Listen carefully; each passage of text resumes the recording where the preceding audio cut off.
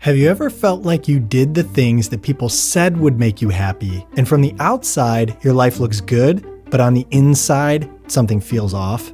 There's a reason this happens, and it's not because you're doing anything wrong. I want to tell you a short story that completely changed how I understand this moment, and it's about someone who you've probably heard of.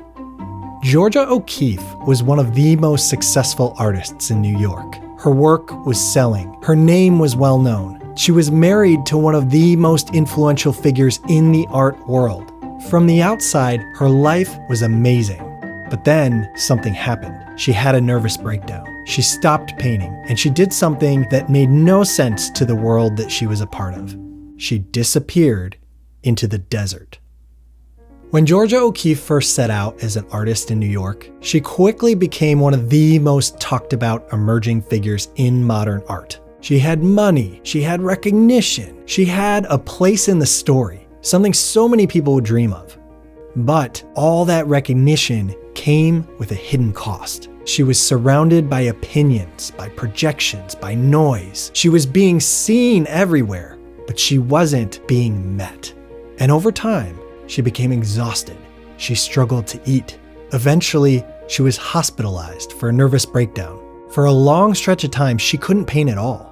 This wasn't weakness. This was her body stepping in to interrupt a life that had drifted too far away from her inner truth.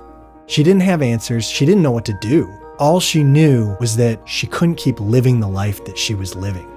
This was when she did something people did not understand. She moved to the desert in New Mexico. Not to rebrand herself, not to strategize or figure out her next move.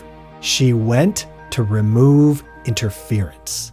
Because there was nothing there that was asking her to perform. There was nothing telling her who she was supposed to be. She went somewhere where time slows down.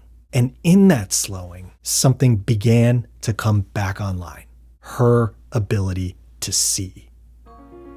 If you've ever seen some of Georgia O'Keeffe's most iconic paintings, Bones, Desert Landscapes, that came after this period. And her art grew into something less about expression and more about attention. And not because she added something new to her life, but because she simplified it. What moves me about this story is that it's not really about art. It's about recognizing the moment when a life that looks successful on the outside is no longer aligned on the inside. And it's about having the courage, or maybe even the desperation, to act on an impulse or a call that nobody else in your life understands. In the second half of life, growth often stops looking like expansion. It starts looking like reduction, less noise, less explanation, less living through other people's eyes. So here's the question that I want to leave you with. Where in your life might you still be operating from those first half of life values? Like the energy of expansion, when what's actually being asked of you is for you to get quieter, simpler, and closer to what is essential and really true for you. And are you willing to do something small but very significant and just pause right here, right now, and sit with that question for a moment before letting momentum immediately carry you into whatever's next? And if you're drawn to real stories of transformation, you may want to check out my audiobook, Spiritual Wayfinders, True Stories of Awakening and Transformation.